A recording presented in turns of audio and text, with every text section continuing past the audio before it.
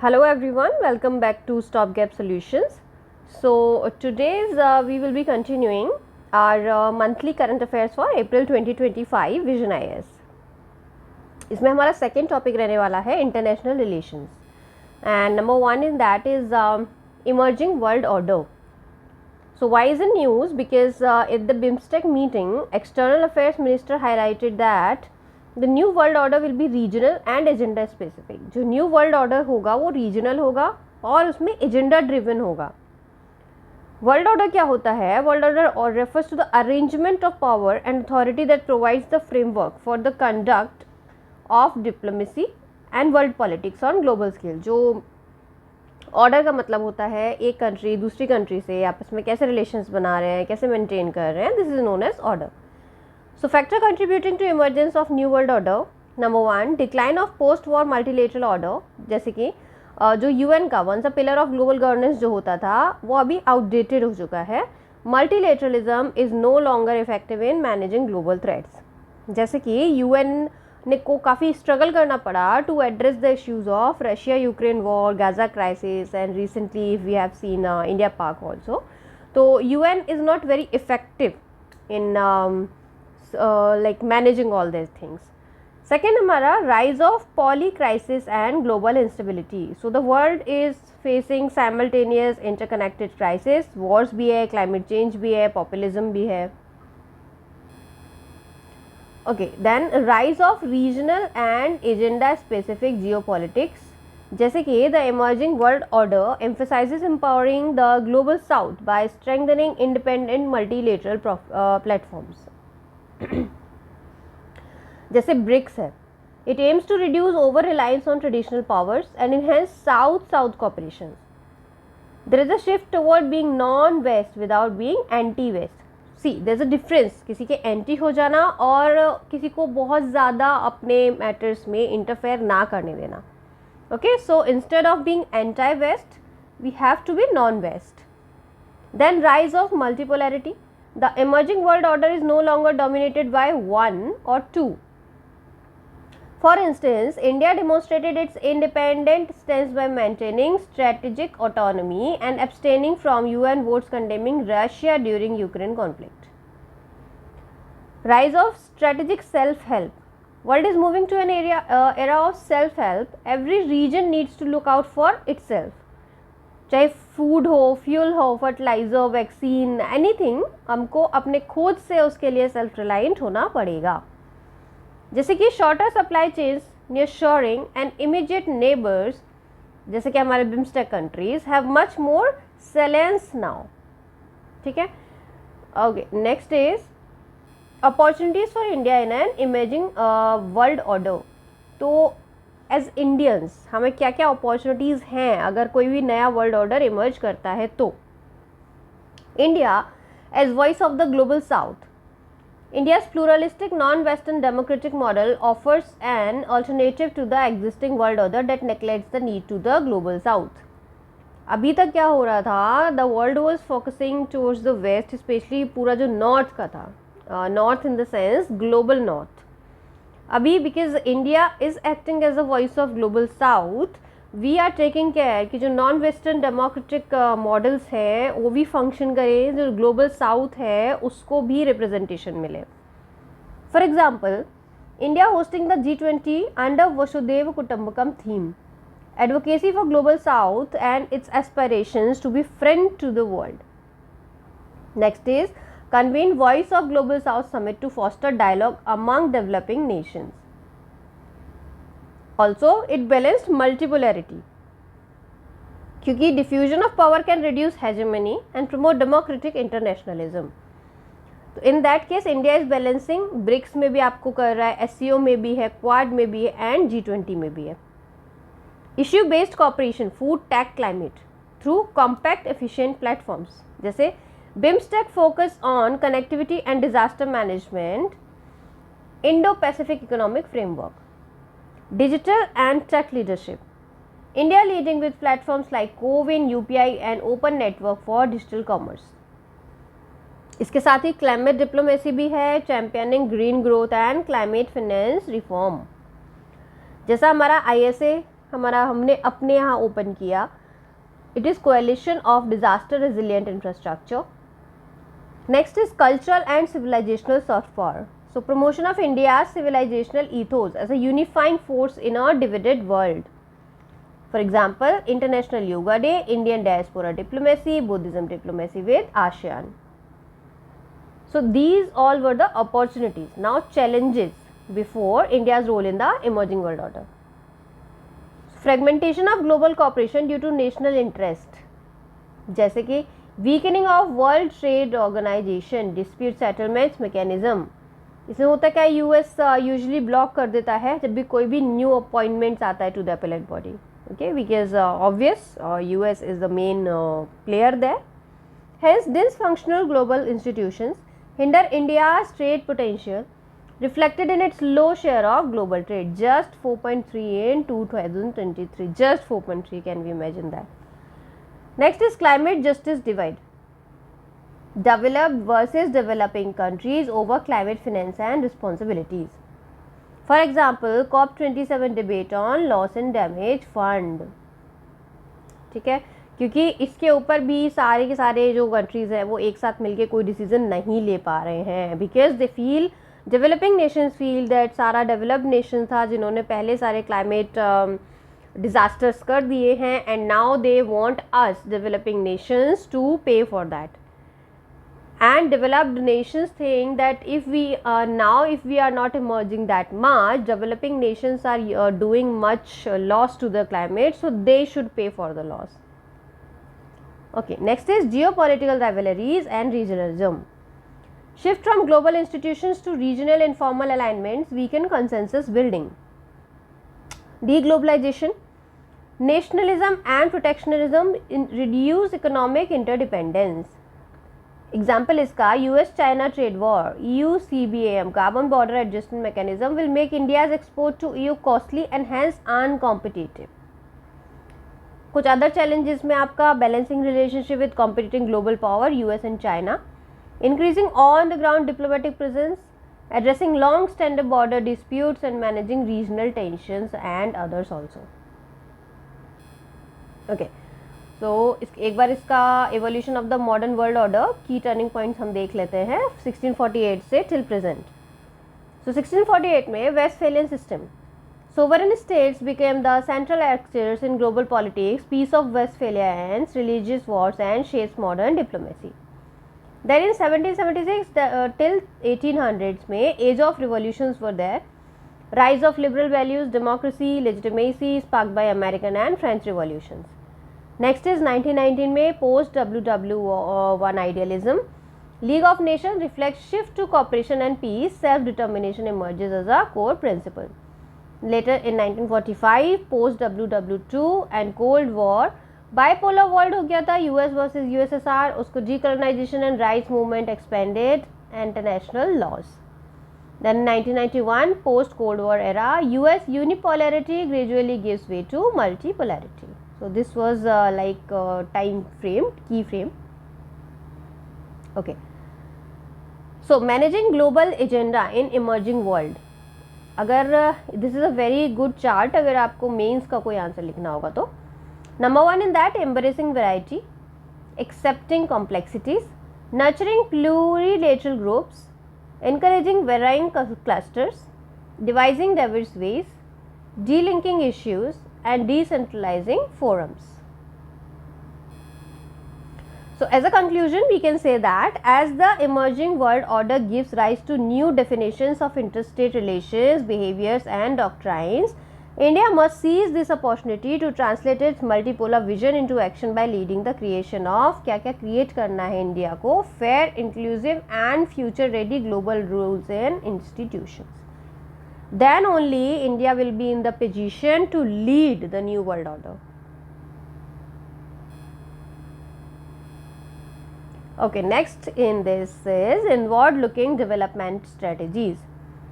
News में क्यों है? The US introduced reciprocal tariff plan proposing a 10% base tax on all imports and higher tariffs on countries that have trade surplus with the US. तो at present तो US has gone much more than this also. But ये April का news है तो we are covering this. This move signals a shift towards inward-looking development strategies, moving away from earlier outward-oriented policies.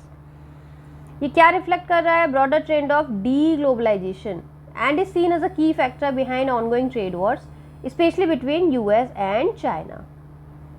Other key examples of inward-looking developmental strategies: China strategic export controls of rare earth minerals like germanium, India's Make in India product linked initiative schemes and Atmanirbhar India campaign. So see, today's world every country is owning their self interest and उसी के चलते सारे countries अलग अलग schemes लेके आ रहे हैं जिससे कि उनके खुद के कंट्री को ज़्यादा फायदा हो rather than whole the world. So definition क्या है इसका? Inward looking development strategies focus on indigenous raw materials and production oriented towards the internal market. ये क्या प्रायोरिटाइज करता है? डोमेस्टिक इकोनॉमिक डेवलपमेंट को through policies that product local industries and minimize external dependencies. Genesis: different countries have adopted these strategies at different time period historically also. For example, world war 1 के time पे और great depression के time पे countries in Latin America turn towards inward looking development strategies. किसको counter करने के लिए? The economic crisis due to free trade. ठीक है. After independence, influenced by colonial exploitation and a desire for economic autonomy, the Indian government focused on building domestic industries and adopted a strong protectionist stance. So it was the period of 1991 only जिसके बाद में हमने LPG किया था. उससे पहले India was also focusing towards the self factories, self manufacturing areas. वो भी काफ़ी protectionist हम लोग इंस्टेंस लेके चलते थे. सो डेवलपमेंट स्ट्रेटजीज होंगे हमारी दो टाइप की, इनवर्ड एंड आउटवर्ड. इसमें थोड़ा सा एक बार डिफरेंस देख लेते हैं. Inward, part of broader trend of deglobalisation, integral to globalisation. ये सपोर्ट करता है आपका लोकल इंडस्ट्रीज को. It encourages free trade and removal of trade barriers. Inward protects domestic jobs. Outward welcomes foreign investment as catalyst for growth. Employs tariffs and subsidies to shield domestic producers, promotes global integration, limits foreign competition, prioritizes economic efficiency, emphasizes self-sufficiency, facilitates technological innovation, focuses on import substitution, industrialization, embrace export-oriented industrialization. It aims to reduce trade deficit and it seeks comparative advantage.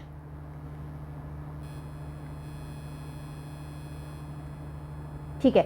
अभी major objective and approaches क्या है inward looking developmental strategies के? ये straight forward question बन सकता है आपका. ठीक है. So objective first, national security and strategic autonomy. Approach इसका है countries develop domestic supply chains in key sectors like semiconductors, pharma, renewable energy to reduce the dependency on global markets. जैसे कि कोविड-19 में या जियोपॉलिटिकल कॉन्फ्लिक्ट जब हुआ था. United States CHIPS Act provides subsidies to revitalize domestic conductor manufacturing. ऐसे ही Japan का economic security promotion act 2022 aims to secure critical supply chains. Objective, reclaiming economic sovereignty. Approach क्या क्या हो सकते हैं इसमें? Global trade rules and institutions such as WTO एंड IMF often favor rich nations, limiting developing countries control over their economies. Inward strategies provide more autonomy. For example, India का Atmanirbhar Bharat, then China का dual circulation policy. Reviving domestic manufacturing employment and strengthening economic competitiveness. अब इसके लिए हम approach क्या कर सकते हैं? Globalization has shifted many manufacturing jobs countries through having lower labour cost. जहाँ पे कम लेबर कॉस्ट होता है, मैन्युफैक्चरर्स ज़्यादातर वहीं आपके शिफ्ट हो जाते हैं. Inward looking policies push import substitution and domestic production creating jobs. जैसे कि ministry of defence has issued 5 positive indigenization list mandating certain items to be source from Indian industry only. ऐसे ही जर्मन्स का national industrial strategy 2030 specifically target करता है 10 strategic sectors को for domestic development and production. ठीक. Fourth point है इसका, addressing trade imbalance. इसके लिए the approach would be nations often implement tariff and non-tariff barriers to create a more level playing field against economically and technologically advance competitor, जैसे कि Indian government has reserve 75% of the defence budget for procurement and domestic companies. किसके लिए? Only for domestic companies. कितना? 75%। तो what could be potential negative impact? अब कोई भी हम काम करते हैं, कोई भी स्ट्रेटजी लेके आएंगे, उसका पॉजिटिव नेगेटिव बोथ इम्पैक्ट होगा। Positive we have seen, we will see the negative now. Higher consumer prices, सीधी सीधी बात है, अगर सब कुछ हम लोग इनवर्ड लुकिंग करेंगे, अंदर बनाएंगे, तो कंज्यूमर प्राइसेस हाई हो जाएंगे क्योंकि कंपटीशन मार्केट में से खत्म हो जाएगा। Loss of efficiency while moving production back to home और to allied nations aims to reduce dependency on geopolitical rivals. It also leads to duplication of infrastructure and loss of efficiency. कोई एक सामान है जो आपके बाहर के कंट्रीज़ भी बना रहे हैं, बहुत बड़े अमाउंट में बना रहे हैं, अगर वही सामान आप इंपोर्ट ना करते हुए खुद भी बनाने लग जाएंगे तो आपका एफिशिएंसी कम हो जाएगा डेफिनेटली।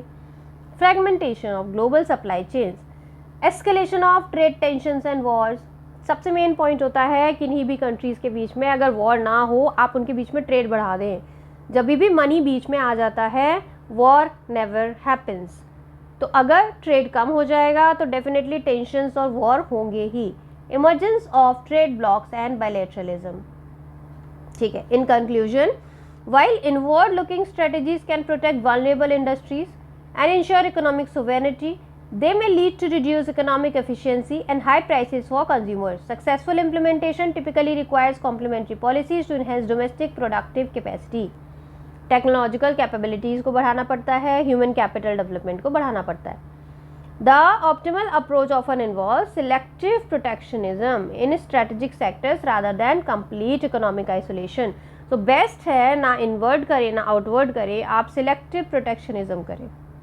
ठीक है, in this way you can save both the interest. Okay, now third is Indus water treaty. Why in news? Because India announced the Indus Water Treaty of 1960 with Pakistan to held in abeyance with immediate effect until Pakistan stops its support for cross-border terrorism after recent terror attack. तो अभी जो पहलगाम में recent terror attack हुआ उसके बाद जो सबसे पहला काम हमने किया that was to suspend in abeyance, not permanently, it was in abeyance of Indus water treaty. So more on news, the term abeyance refers to a state of temporary disuse or suspension but is not legally a recognized concept under the international treaty law. So होता क्या है, various nations time to time जो उनके बीच में treaties होती हैं उसको फिर से देखते हैं, एवेल्यूएट करते हैं, अगर ज़रूरत होता है तो थोड़े दिनों के लिए सस्पेंड करके उसमें कुछ मॉडिफिकेशंस करके वापस से स्टार्ट करते हैं. So we are saying that it is not a permanent suspension, it is just in abeyance.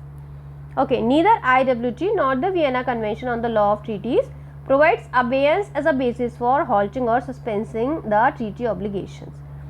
Vienna Convention क्या करता है? Is the leading international convention on treaties which codifies the customary laws governing how state approach agreements and is therefore commonly referred to the Treaty on Treaties. The Indus Water Treaty does not have a provision allowing for unilateral suspension. एक तरीके से हम suspend कर ही नहीं सकते. Article 12 of the IWT states that the treaty shall continue in force until terminated by a duly ratified treaty concluded for that purpose. ठीक है, अगर कोई duly ratified, as I said कि अगर कोई मॉडिफिकेशंस किया जो भी दोनों साइड से होना है, अगर मॉडिफिकेशन हो जाता है फिर पुराना वाला ट्रीटी बंद करके कंक्लूड करके हम उसको नए तरीके से एप्लीकेबल कर सकते हैं, but one sided suspension is not possible. Okay, so about Indus Water Treaty, signed in 1960 between India and Pakistan with the help of World Bank, which is also a signatory. Objective is to determine the distribution of the waters of the Indus and its tributaries in India and Pakistan. अब division of water कैसे है इसमें? Eastern reverse जो है Ravi, Beas and Sutlej, और ये है हमारे इंडिया के अनरिस्ट्रिक्टेड यूज के लिए. वेस्टर्न रिवर जो है Indus, Jhelum and Chenab are allocated to Pakistan, but India allowed for specific non consumptive use कर सकते हैं उसमें, जैसे नेविगेशन, फ्लड प्रोटेक्शन या फ्लड कंट्रोल या domestic use, agriculture use, generation of hydro electric power etcetera. See western rivers, ये सारी रिवर्स जो है ये साइड की ईस्टर्न रिवर्स, इस पे हमारा फुल कंट्रोल है, अनरेस्ट्रिक्टेड। वेस्टर्न पे हमारा रेस्ट्रिक्टेड यूज़ हम कर सकते हैं, लेकिन ऐसा कोई भी हम उस पर प्लांट नहीं बना सकते, प्रोजेक्ट नहीं बना सकते जिससे उसका पानी को हम दूसरी साइड नेविगेट कर दें, मतलब दूसरी साइड ही या उसका पानी का फ्लो कम कर पाए, ऐसा हम कुछ नहीं कर सकते। Now, according to Article 3(1) of the treaty, India is under obligation to let flow waters of the western rivers to Pakistan. Next, इसमें क्या है? Exchange of data. IWT provides for data exchange with respect to the flow in and utilization of waters of the rivers regularly between the parties. Dispute resolution. IWT provide 3-step dispute resolution mechanism. कैसे कैसे इसका resolve कर सकते हैं हम? Step 1 में Permanent Indus Commission. Disputes the first decided at the level of the Indus Commissioners. The treaty require the creation of the PIC. PIC बनाना है with a commissioner from each country for communication. PIC is mandatory to meet regularly at least साल में एक बार, alternately in India and Pakistan. Step 2 है neutral expert. अब neutral expert कहाँ से आएगा? Third signatory जो है वर्ल्ड बैंक। स्टेप 3 है court of arbitration. If a neutral expert fail, अगर कोई न्यूट्रल एक्सपर्ट भी फेल कर जाए तो the dispute goes to the COA, court of arbitration. It is generally 7-member ad hoc arbitral tribunal. Determines its procedures and decisions by majority vote. Implication क्या होने वाला है इसका? On India, credibility as a responsible international actor unilaterally violating the IWT can be seen as the violation of the treaty. On Pakistan, food insecurity हो सकता है. According to World Bank report, the Indus system irrigates over 80% of the Pakistan food crops. Economy पे क्या effect पड़ेगा? Wheat, rice and cotton majorly dependent on the Indus River system are major exports items that earned कितना? $4.8 billion 2022 में ही कमाया है पाकिस्तान ने. ये सब खत्म हो जाएगा. यहाँ पे इकोलॉजिकल इम्बैलेंस है. न्यू वाटर इंफ्रास्ट्रक्चर प्रोजेक्ट हमको बनाने होंगे जो बायोडाइवर्सिटी रिच एरिया है हमारा, उसमें प्रॉब्लम कर सकता है. Next is weaponizing water resources. किन्हीं किन्हीं का मानना है that same strategy can be use by China with respect to the Brahmaputra. Since China and Pakistan काफ़ी फ्रेंडशिप है, तो अगर हम ऐसा करते हैं, ऐसा कुछ वन साइडेड डिसीजन लेते हैं, सम एक्सपर्ट्स बिलीव दैट चाइना भी हमारे साथ में ब्रह्मपुत्र के एक्सपेक्ट में ये कर सकता है. टिल नाउ नहीं किया है, but God knows. Next is electricity and water stress. तो पाकिस्तान पे इसका क्या फ़र्क पड़ेगा? 1/3 of Pakistan electricity comes from hydro power. Also Pakistan is a water stressed country. बहुत ज़्यादा वाटर के सोर्सेज नहीं है वहाँ पे. ठीक है. Next is other issues with IWT. Pakistan objection to Indian dams. Pakistan ने पहले भी काफ़ी ऑब्जेक्शन कर रखा है. सब पहले किया था किशन गंगा झेलम पे एक हमारा प्लांट है, एंड रेटल चिनाब पे. Dams are objected by Pakistan. Not following dispute resolution mechanism. Pakistan on India's Kishanganga hydro electric project bypass the neutral expert mechanism and proceeded directly to the arbitration. ना व्हाट हैपेंड, जब भी हमने किशन गंगा प्रोजेक्ट स्टार्ट किया था, पाकिस्तान ने क्या किया? जो डिस्प्यूट रिजोल्यूशन 3 स्टेप अभी हमने पढ़ा था उसको सीधा बाईपास कर दिया and it went to permanent court of arbitration in the Hague. अब इसने खुद ही वायलेट कर दिया ट्रीटी को for the dispute resolution framework which mandates a sequential escalation from technical mediation to legal arbitration. ठीक है. बायोडाइवर्सिटी में इस पर क्या इम्पैक्ट होता है? शाहपुरखांडी रिवर जो रावी का है, ऊज जो रावी का प्रोजेक्ट है, can alter the flow of Ravi affecting Indus river dolphins and their habitat. Climate change पे इसका इफेक्ट हो सकता है. The standing committee on water resources in 2021 in India has urged to renegotiate IWT with Pakistan to factor in the impact of climate change and pollution on the Indus river. Next है state sponsored terrorism. In 2016 after a terrorist attack in Kashmir, India warn किया था पहले ही कि water and blood can not flow together. No regular data sharing as plan in the treaty. अभी इसका एक और पॉइंट क्या है? रादर देन हम लोग अगर प्लांट्स बनाएं, बहुत बड़ा डैम्स क्रिएट करें, इंफ्रास्ट्रक्चर बनाएं, ये लॉन्ग टर्म हमारा प्लानिंग होना चाहिए. बट अगर शॉर्ट टर्म में भी अगर हम डेटा शेयरिंग पाकिस्तान के साथ बंद कर देते हैं तो ये भी बहुत प्रॉब्लमेटिक हो जाएगा, because they would not know कि अभी पानी कितना आ रहा है, बहुत ज़्यादा छोड़ दिया जा रहा है, रोक दिया जा रहा है, उनको कुछ समझ में नहीं आएगा। Okay, next international principal on international water sharing. Helsinki rule है हमारा 1966 का, adopted by the international law associations and regulating the use of water of an international drainage basin. Then convention है by the same name in 1992, provides a legal framework for preventing and controlling water pollution across national borders. Then UN Water Courses Convention 1997 का है, United Nations Convention on the Law of the Non-Navigational Uses of International Water Courses. It codified international law on transboundary water resources. इसको किस किसने sign नहीं किया है? India ने नहीं किया, चाइना ने नहीं किया, पाकिस्तान ने भी नहीं किया। सो कंक्लूजन इज, इंडिया ने जो टर्म यूज किया है abeyance is not about rejecting its international duties. Okay, बहुत सोच समझ के स्ट्रेटेजी लिया है। It's a strategic message that is treaty agreements must consider real world politics. They can only last if all sides stay credible and do not harm India's interest. जैसा कि India ने बोला कि पानी और ब्लड एक साथ नहीं चल सकता। ठीक है, नेक्स्ट टॉपिक जो है हमारा इस शिमला एग्रीमेंट। न्यूज़ में क्यों है? कि पाकिस्तान ने डिक्लेयर किया it would hold in abeyance. जैसे कि अभी हमने बोला एक साइड से हम कुछ कर रहे हैं, तो आपको भी, पाकिस्तान को भी कुछ ना कुछ करना ही पड़ेगा टू शो इट्स पीपल। उन्होंने एक होल्ड कर दिया, हम भी एक होल्ड कर देंगे। Its participation in all bilateral agreements with India, including Simla Agreement also. Simla Agreement था क्या? The agreement was signed between India and Pakistan in 1972 as a peace measure after the India-Pakistan war. 1971 में जो war हुआ था उससे creation हो गया था किसका? बांग्लादेश का। की प्रोविजंस हैं normalisation of relation.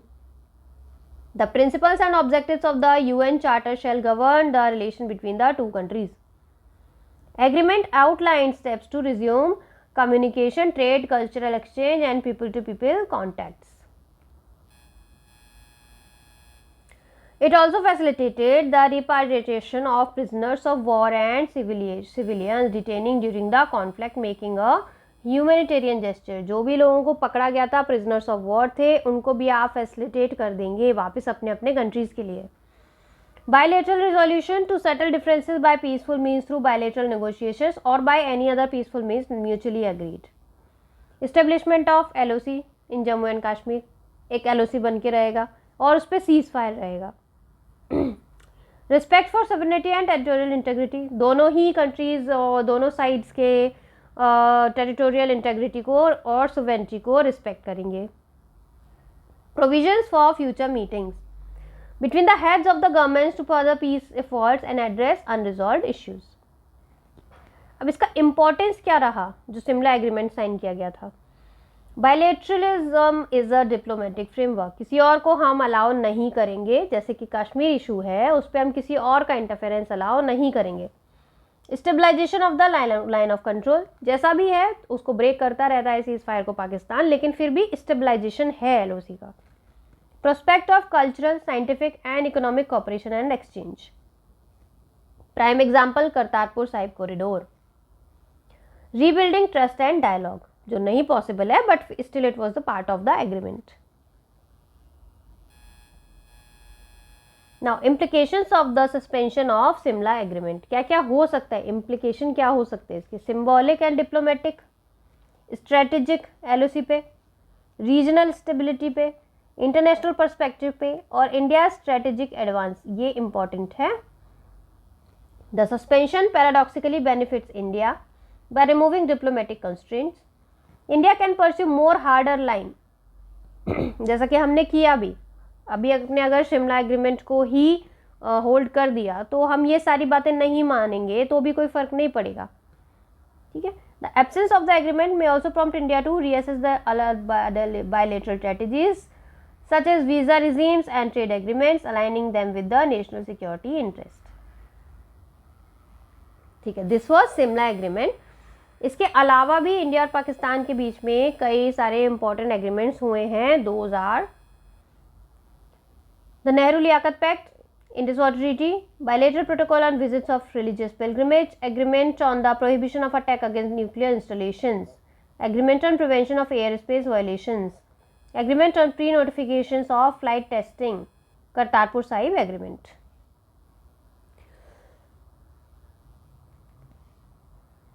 So in conclusion, we can say that the Shimla Agreement has the potential to reset India-Pakistan relation as its principle of bilateralism and peaceful coexistence provide करता है a framework for stability. Moving forward, both nations may draw upon the spirit of the Shimla Agreement to overcome historical grievances and foster mutual trust.